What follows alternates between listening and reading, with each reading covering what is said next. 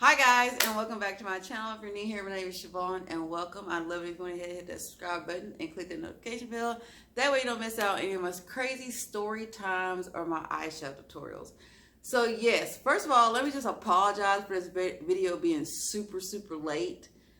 I had internet problems. My internet completely went out Monday, and it took them till today, which is, what's today, Thursday, for a technician to come out and fix it. Something about the box outside had blown a fuse or something.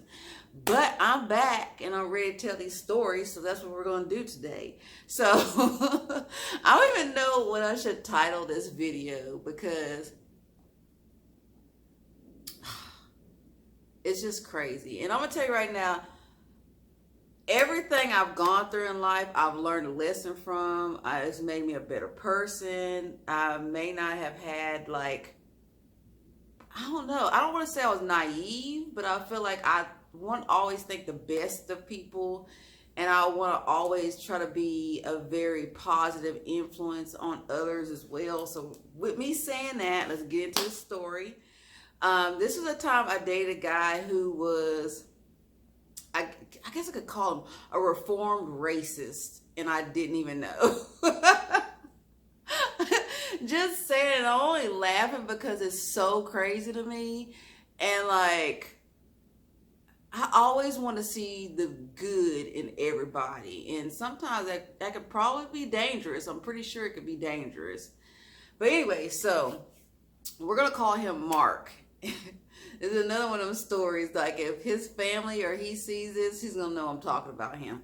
So anyway, so Mark. I met Mark at a club. I was there with one of my homeboys, and he had invited some girls that he liked or whatever. So we were there partying or whatnot, and I happened to turn around because they had a food truck or something outside. And I was like, well, I'm going to go get food for everybody. So I turned around and get out of my chair, and I see this guy walk in with another guy. And I'm like, man, he's cute. I think I had beer goggles on, liquor goggles on, probably, I'm sure. Because when he walked in, I just loved the way he walked. I loved the way I don't know, just something about him just caught my attention. So I went ahead and I went outside and I ordered food for people. And I came back in, I was telling my homeboy, I was like, I'm gonna go talk to him. He's like, well, go talk to him, you know, if you like him. Because I always tell people, I was like, I learned in life, if there's something you want, then go for it, or ask, because you never know. Don't be afraid to ask or be afraid to go for it, because it could be your blessing. Not in this case. So I get up from a table and I walk over there, and I had been drinking because I had that bravery, that liquor bravery going on. So I get up and I walk over to the table, and I just straight up like introduce myself. I was like, I'm a bad bee anyways. I'm look cute tonight, so I'm just gonna walk over there and be myself. So I walk over there and I'm like, hi, you know, I saw you walk in the room, blah blah blah. I thought you were very attractive. I said, I don't know if you have a girlfriend or a wife, but I would really like to get to know you. I want to know if I could give you my number. So he's just sitting there looking at me, and the person next to him was like, he's just smiling, like he's cheesing from ear to ear. And he's like, oh yeah, my name, we're going to call him Mark. He's like, my name is Mark. You know, he's like, you're absolutely beautiful, blah, blah. And I was like, can I give you my number? He's like, yeah. I was like, I really do. I'm really interested in getting to know you. He's like, okay, yeah, it'd be a good idea. I like that too. So I gave him my number. I sat over there for a little bit and I chit chatted. And he's like, this is my dad. So he was there with his dad. I introduced myself to his dad. And I said, okay, well, I'm gonna let y'all enjoy the rest of your night. Then, you know, just give me a call whenever you want to like chit chat or hang out. Okay, I'll go back over to the table with my homeboy. We're partying, having a good time with all the other girls and stuff. So, like, the next day, he texted me. So we started texting, we started calling each other and stuff like that. And he was like, well, I want to take you on a date. So we ended up going on a date. We got to know each other, well, what I thought was pretty well. Like, we got along, I thought we got along really great. Like, I was actually like, I was getting little butterflies and stomachs, little hearts in the eyes and everything else. And I was like, you know, he seems to be a really good person. He was very quiet though. And So like it got to the point to where he would stay the night at my house all the time. It was almost like an everyday thing. Like we spent every waking moment together when we weren't working or any other things that we had going on. We were always together, and he would always stay the night at my house. If he had days off, he'd be over at my house all day long. We just get to do activities and stuff like that. He was very quiet, and I'm a very talkative person. I'm kind of high energy, my ADHD, but so I think that he loved the fact that I was very just energetic and very talkative, because he didn't really talk too much, but he always laughed at the things I said. Well, anyway, so it got to the point to where this is like we'd been dating for almost 8 months at this time. Yeah, we're gonna speed it up now because it's a long story. So I'm trying to give you the Cliff Note version. So he was like, I want to introduce you to my son. He had an 8-year-old son. So he took me out to introduce me to his son. His son he's so adorable. The sweetest little boy I have ever met. Well, I couldn't say ever met, but I would say the sweetest little boy I've met in a long time. Very, very like loving, compassionate. We would sit there and have conversations, and he was just a really cool kid, you know. He's like 8 years old. And so I met his grandmother, and his grandmother, she was really sweet, and I got to meet his cousins and his cousins' wives and things like that. And so one day we had went over, and one of his cousins had a lake house, and so they were going to pull the boats out and stuff like that, sea dunes, and they were doing a crawfish broil. So they invited me over and stuff like that. So we all came over, doing a crawfish, drinking, having a good time. And I'm sitting, we all went in the house for a minute. Because I guess I think we were preparing some food or something. But I sat down at the dining room table, and then all the guys and just about everybody else went outside. So when they went outside, one of his cousins' wives sat to the table with me, and she's like, so why Mark? And I'm like, what do you mean, why Mark? She's like, have you seen all his tattoos? And I'm thinking to myself, yeah, I've seen all his tattoos. We've been together for almost 8 months. What do you mean? She was like, oh. She's like, has he told you about himself? I was like, I felt that I knew. See, I was being naive and stupid. I felt that I knew him, and I knew him as a person and stuff like that. Because I was like almost a year, to be honest with you. Like 8 months, like 12 months, it's close. It's almost a year. Like I didn't think there was anything he was hiding from me and stuff like that. And I was like, and I was kind of looking at her shady, because I was like, you're supposed to be part of his family. Why are you talking about him or making me feel like I don't know stuff that I should know? So she was like, as soon as I said, I care about him a lot, we get along great. I was like, I don't mind his tattoos. Oh, I'm going to tell you about his tattoos, but hold on.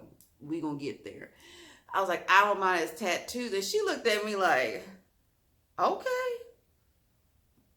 That's all you guys say.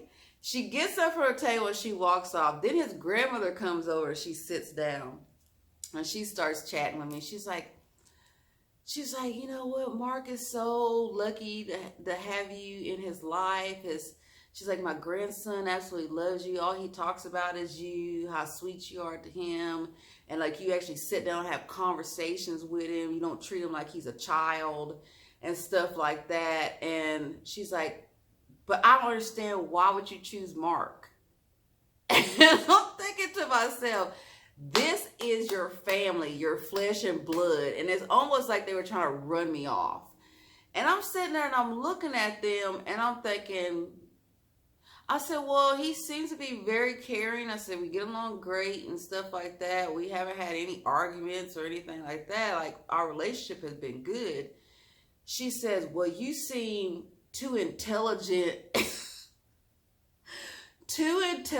and classy and sophisticated for Mark. So I'm thinking to myself, all his family members are like, well, why Mark? Why him? Blah, blah. Have you seen his tattoos? you seem more sophisticated, more intelligent. I'm like, what do they know that I don't know? And I thought I knew a lot about him since it's been like almost 8 months we've been together. So, she's like, well, I'm happy for y'all, blah, blah. He told me that y'all had talked about moving in because I had told him, I was like, you stay at my home every single night. We cook together. We go to concerts and stuff together. Like we're pretty much living together anyways. He had clothes over there. Like we would cook, like I said, cook dinner together and like as if we were living as a family, and his son would come over. We'd go to water parks and stuff like that. So he told him in front of me, he's like, well, we're thinking about moving in together. And his dad was like, and his grandma was like, are you sure that's a good idea, Mark? And I'm thinking to myself, I'm like, man, either I don't know anything about him, or his family is like, there's something up. There's definitely something up.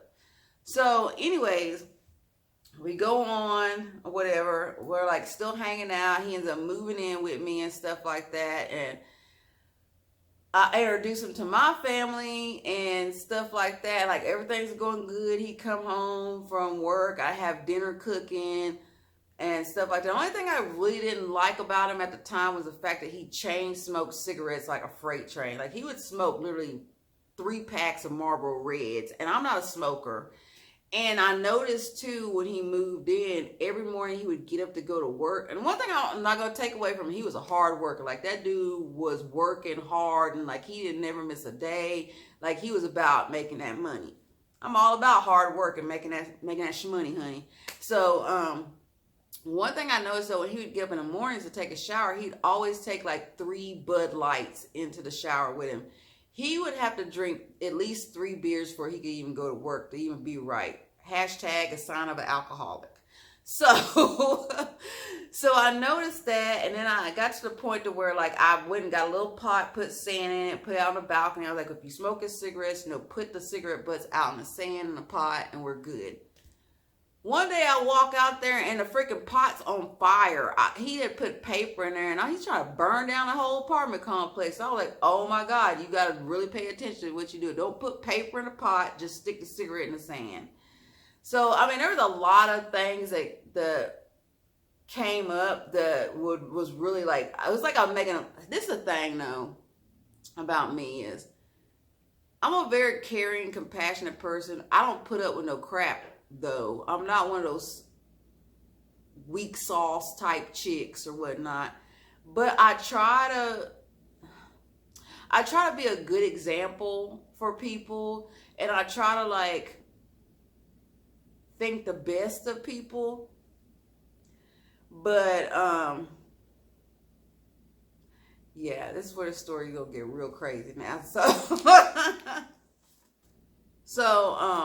So one day he's at work and he calls me and he's like, hey, Shavonne, I really got this, like 8 months into our relationship. He calls me from work. He's like, hey, Shavonne, when I get home, I need to talk to you. I need to show you some stuff, and I need to tell you something. And I'm thinking to myself, is this dude cheating? Because I don't play. Don't be no cheater. I don't play that. I don't play it. So he's like, I was like, well, what's the problem? I could kind of hear his voice quiver too when he was talking to me. He's like, well, we'll talk about when I get home, but I'm gonna need you to sit down. I'm gonna tell you right now, anytime someone tells me I need to sit down because you gotta tell me something, I don't know how I might take it. I might take it well, and I might not. So he's like, we're gonna talk about when I get home. So I'm like, okay. And I was real like quiet about it. I was like, okay, we'll talk about when you get home. He's like, but I'm gonna need you sitting down. I was like, okay. So he calls me. He's like, I'm almost there, blah, blah. You relaxed. Like, why are you worried about if I'm relaxed? Like, what do you gotta tell me? So he walks to the house and I'm sitting on the sofa and he goes and sits on the love seat. And the funny thing is, like, he was sitting on the edge too, like, because the love seat was close to the front door. He was sitting on the edge, like, if he had to break and run, he hoped he could get away from me. So he's like, well, you know about my tattoos? I was like, yeah, I've seen your tattoos. What's wrong? And I'm gonna tell you right now, his tattoos weren't that great. They was kind of like, whoever did his tattoos was mediocre. But I'm a type of person, like, I love tattoos. I have a few tattoos myself. I've dated a lot of guys who are heavily tatted. And I'm like, okay, well, those are probably like old dated tattoos, and he didn't go to a good professional to get them done. But he had like tattoos of skulls on his arm. And then he, like, if you crossed his arms like this, he had like 100% in large letters here. And it said wood on this one. So when he put his arms together, it said 100% wood. I noticed, I was like, I didn't understand why he had that. I was like, oh, that's kind of strange. And then he had a tattoo right here on his chest I thought was Woody Woodpecker. And I thought he was trying to be all creative, and he got it mosaic because it looked mosaic. I was trying to like lift him up. I didn't know no better. He had like and I was like, okay, you got Woody Woodpecker. Because I used to say I like that tattoo. It's pretty. It's beautiful. And I thought he got the Woody Woodpecker because he had 100% wood on it. I didn't understand what that was. And so when he's sitting on a sofa, he's like, I got a few other tattoos you haven't seen. I'm thinking to myself, it's been 8 months, okay? We live together. I seen you in your boxers with no t-shirt on, and I haven't seen any other tattoos. And he's like, yeah, because I hide them from you. And I'm like, you hide them from me? He says, yeah. He's like, usually if I'm in my boxers or whatnot, it's usually dark, which was true. I started thinking about it. He started bringing it up. I started thinking, he's like, it's dark in the room and I move fast. I'm like, yeah, he do be moving fast. He moves fast in the dark. So he pulls his camera out, his phone out, and he pulls up his photos, and he's like, he shows me a picture, and the picture is of like someone's calves. I didn't know if they were his or not. It was calves, and one calf said white in huge letters, and the other calf said pride. And I was like, I started laughing. I was like, you got jokes. He's like, no, I'm serious. He's like, that I have this tattooed on the back of my calves. I was like, stand up and show me. He was like, no. I was like, why? He's like, because I'm scared. I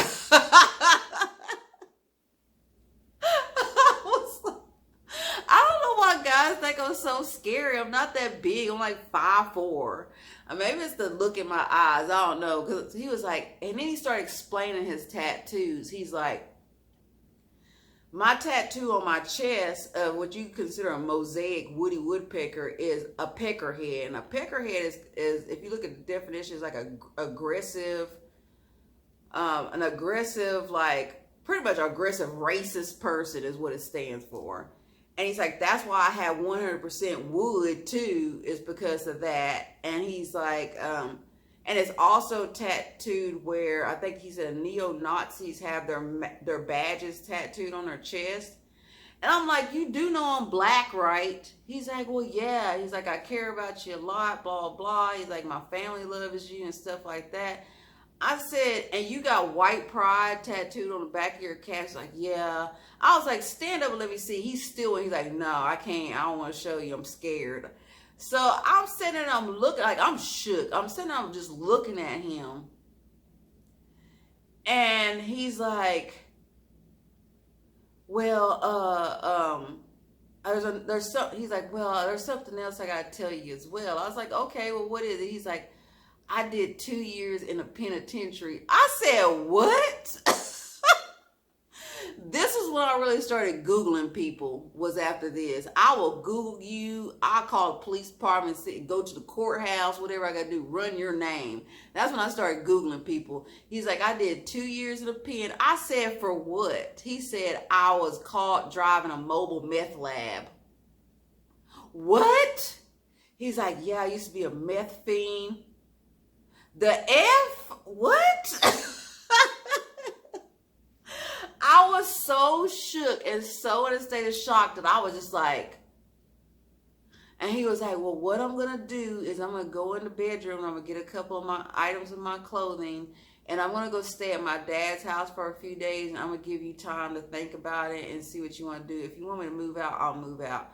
And I have to give him credit though. At least he finally told me this stuff.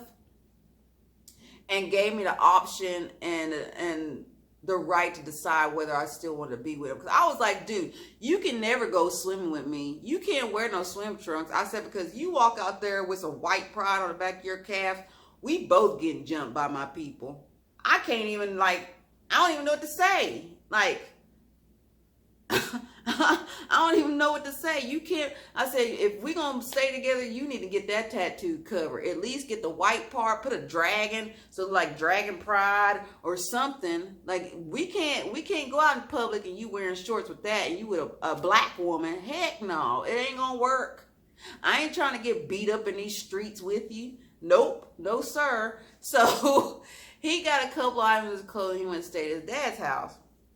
Well, a couple days later, I sit there and I thought about it. I was like, well, it's been almost 8 months, we've been together, and I haven't, like, he's treated me well. And at that point, I had kind of like fell in love with him. And I thought, I really care about him. I want him to do better. And even his family was saying that since he had been dating me, that he's become a better person. Like, they see the change in him. So I'm the type of person where I like to try to, like, show people a better way to live, or what's the word? Like, I feel like if you're around good people, it can change who you are as a person and give you a better light, when it comes to looking at life. Like, you see things differently and stuff like that. And I didn't like the fact he did 2 years in the pen for driving a mobile meth lab and had all these SWAT sticker like tattoos. And he explained to me, with him being a small guy, because he was pretty small, he's like, when you go to prison, you have to pick a side. And he's like, and I'm white, so it was Aryan Nation. He's like, and when they had a guy in there that did tattoos, they told me what tattoos I was going to get, and I had to get them regardless, because they protected me, because I'm a small guy, I didn't, like, they protected me against the Mexicans, against the blacks and stuff like that. He said, so I got these tattoos for my safety. So I understood that. And I felt like, he wasn't deep down a racist, because why would you be dating a black woman? Why would you be, like, living with a black woman, like, introduce me to your family and your kid and stuff like that, if you were deep down, had like a black heart and was a racist? So I was like, well, I'm gonna try to give him a chance. I do care about this person, blah, blah, blah. So after a couple days passed, I call him up. I'm like, hey, come back home. We'll try to work it out, blah, blah. We'll figure something out, stuff like that. I do care about you and stuff like that. So he came back home, and this concert was coming up. Cody Jinks, I think, is a good country singer. I loved his, and live, I think he's absolutely amazing. It was Cody Jinks. It was like and the only reason why we knew about the concert, you had to follow them on Facebook. It was kind of like a random concert. They just kind of tossed out at a local bar in Fort Worth. So his cousin had told him, hey, Cody Jinks is playing, blah, blah, blah. We're all gonna go, get Shavonne and stuff, and we're gonna all go to this concert. So we're like, cool. Well, his truck's AC had went out, so I was like, we can just take my car, because I don't want to be sweaty when I get there. So I let him drive my car, because I didn't know how to get to the place, because I live in Dallas. So he drove my car there. We had a couple drinks. Then I was like, he drove my car there. We had a couple of drinks and whatnot. And then by the end of it, we were ready to go. So we get in my car and we're driving back, and I don't even remember so we get in my car and we're driving back, and he's like hauling butt. Because at the time I had an Audi A4 Quattro, which is like a 4-wheel drive Audi. It was like the turbo edition or whatever. So he's like, let's see how fast this car goes. So he slams on an escalator, and we're like hauling butt, and it's dark. And even though we weren't drunk, he was tipsy. And I was like, you need to slow down, because we don't need to get in no accident, and we don't need to get pulled over. So he starts screaming at me, and he's like saying, you did this and you did it. I don't understand this. Like, I've dated guys who are like alcoholics, and when they hit a certain level, it's like they start having flashbacks of their past relationships and how girls did them wrong, and they automatically start yelling at me for stuff that they did. And I'm like, that has nothing to do with me. I don't know what you're talking about. I'm not your ex. I don't look nothing like them. Like what? So he's screaming. He's driving recklessly in my car, and we still got to get to Dallas. I mean, it's a drive. So I'm trying to calm him down, and I finally just stopped talking while he's still screaming at the top of his lungs at me. So by then, a lot of stuff had occurred, not to mention knowing about his tattoos and what they really meant, and him knowing that he went to prison for 2 years. That was all. He was already on probation, and you still want to play? So I'm thinking to myself, okay, just be quiet. Once we get home and he don't total my car and kill us, I'm going to get my car keys. I'm just going to tell him it's over. I'm done. I don't want no parts of it. So we pull up, and he backs up into the parking lot. We get out, and he hands me the keys. As soon as he hands me the keys, I lock the door. And I say, Mark, before we go upstairs, I just want to let you know that I can't do this no more. I said, you're screaming at me for something I don't even know what you're talking about. I'm not your ex, or complete opposites. Like, it's ridiculous. I said, and to me, I had already in my mind put you on probation, and then you want to click out on me for no reason. So I said, what I'm going to need you to do is come upstairs with me, and I'm going to help you pack your stuff, and I need my house key, and then we're done.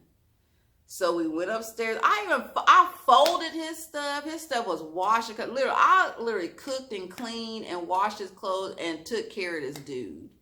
Like, I treated him as if we were married, which I will never do that again. If I'm dating somebody, we are not married. I got that ring on my finger, that rock, and we got papers. Because I was really good to this dude. He's like, when I say that, he's like, fine then. And there were no other words said. We walked up the stairs. We got an apartment. I started helping him get his stuff together, folding stuff up, pulling stuff out the closet. Was walking up and down the stairs with him to take his stuff out, to put it in his truck and stuff. And once he was out, I was like, I locked the door. I was like, whoo, that was close. Something told me, go out on a balcony. Go out on a balcony and check your car. So I walk out on the balcony, and his truck was parked right by my Audi. And he's like, unlock the door to your car. I'm thinking to myself, hell no, because first of all, like me, he carries a dual blade, so he's a box cutter on. It's a box cutter, and it's like a 5-inch blade. And my car had leather seats and stuff. I was like, he is not about to get in my car and cut up my seats, because he was starting to get pissed. He called me a bitch, a black bitch. When I told him I wasn't going to unlock my car, he was cussing me out like a dog. And I told him, I was like, well, if you wanted me to unlock my car, if you forgot something in there, I wouldn't be talking to me like this, because you're not getting in my car now. There's nothing in there for you. I keep my vehicles clean. I don't ever keep anything in my car besides my registration and my insurance. I don't leave trash in my car. I even have little trash bags that I lay in there sometimes just to put stuff in. There's nothing in there for you. So, I told him before I walked back in on the patio, I said, if you touch my car, you go into jail. So I walked in, and I shut the patio door, and I went straight to the blinds, and I was looking through the blinds. And I saw my neighbors come out that had 2 German Shepherds that would always bring them out. And he didn't see them. So I see him go to his truck, and he goes to the side of my car, and he's like doing this. And then he jumps in his truck, and he skirks off. So I didn't go down there until probably like 2 days later. And I went down there, and I looked, and he had you could tell it was obviously a knife mark or a box cutter. He had slashed up the back door of my Audi, which was like $1,500 a fix, had slashed it to the metal with X's like this, straight lines. So I knew he had used his pocket knife or his box cutter. And then when I saw my neighbors that had 2 German Shepherds, they were like, yeah, we saw him do it. So I ended up texting him, and he starts laughing at me, talking like, well, you got enemies. I'm like, how do I got enemies when I'm a loner? I don't talk to anybody. Like, I don't have, like, my circle is small. And most of my friends that I talk to, I've known for years. And a lot of them don't even live in Texas. They still live in New Orleans. So I knew that was a lie altogether anyways. And then my neighbors was like, we saw him do it. So I told him, I was like, well, you know what, you going to jail today. So so I went to the police station, took pictures, walked in, showed them, and they ran his history, and they was like, did you not know, blah. They started running down his whole history that he'd been arrested for. And like, I knew a little bit from what he told me, but when they went through all his history, I was like, what? And they were like, yeah. And they told me, go down to the body shop, get an estimate, come back, and then we're going to add the charges up. So it took maybe like 8 months, and they ended up arresting him. And then his dad owns like a construction company, so his dad paid the $1,500 so they would release him. But he had warrants out for him in Arkansas too. So they kept him there for, even though they paid the $1,500, and I was able to get my car fixed and stuff, he still had warrants in the other state that he had been swerving. So yeah, the moral of this story is Google people. Do not be naive or just think the best of everybody and stuff like that, because they will screw you over, they will fool you, and you will be shook when you find out. And you need to make sure your safety is where it should be, and make sure you're safe altogether. So yes, Google people. So yeah, that's the end of this crazy story time, and I will see y'all guys next time. Don't forget to hit that subscribe button, click that notification bell, and if you're not already, go over to Instagram and follow me at Shavonne.Richie, and I will see y'all guys next time. Bye.